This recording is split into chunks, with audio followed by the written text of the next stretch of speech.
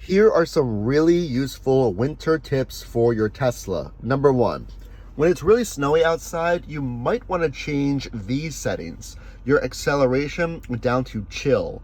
This is important because it'll limit the amount of power in that acceleration, and you want to do this to prevent slipping. That'll get you a much more calm acceleration, if you will. Slip start.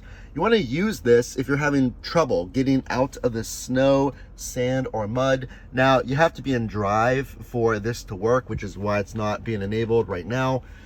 So change your acceleration to chill, and then you can apply slip start if you're in a tricky situation.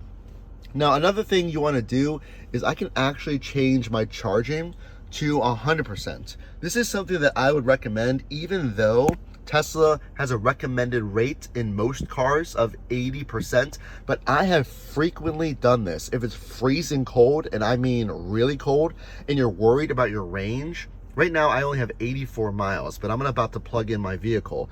Give yourself a little more range by moving this all the way up to 100%. Doing this occasionally is not going to harm your battery long term.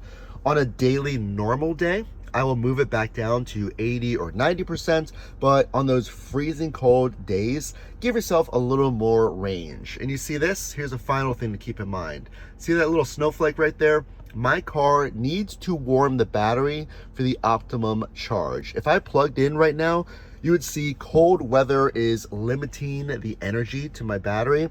So one thing you can do is actually create a schedule. So see this precondition button?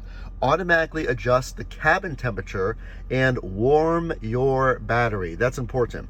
If you leave for work every day at a certain time, then enable this preconditioning setting. That way your battery will be at the optimum temperature, your cabin will be warm, and you'll be good to go. So that is under the schedule button. So now you know.